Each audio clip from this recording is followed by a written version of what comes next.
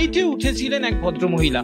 পুরো যাত্রাপথের পর উড়ান শেষ হলো যখন, তখনই এক ব্যক্তি তাকে একটি হাতে লেখা নোট ধরিয়ে দিলেন।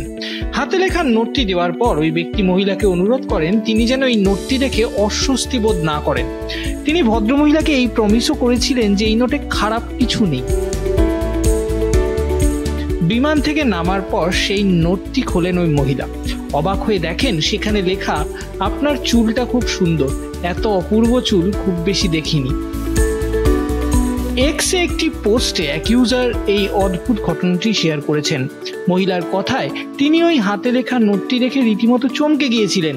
তবে তার সঙ্গে এই কথাও তিনি স্বীকার করে নেন যে ওই নোট দেখে তিনি চমকে গেলেও তাতে তার মনে কোনো খারাপ লাগা তৈরি হয়নি। তবে এই কাহিনীর আরও একটি দিক রয়েছে। ওই নোটটিতে $100 একটি স্লিপও গুঁজে দেওয়া হয়েছিল। মহিলার বক্তব্য, ওই ব্যক্তি তার ফোন নাম্বার চাননি এবং পরে যোগাযোগ করার কোনো কথাও বলেননি। যদিও পোস্টটি শেয়ার করার পর বাকি এক্স ব্যবহারকারীরা সবাই এটিকে ঠিক ভালোভাবে গ্রহণ করতে পারেননি। একজন লিখেছেন, $100 পেলে তো ভালোই লাগতো আমার, আমি তো উন্মাদ হয়ে যেতাম।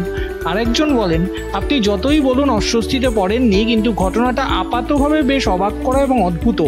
অচেনা অজানা লোক আচমকা এরকম নাটকীয়ভাবে চুলের প্রশংসা করলে এবং $100 স্লিপ হিসাবে দিলে তাকে নিয়ে মাথায় তুলে নাচার মতো কিছু হয়নি।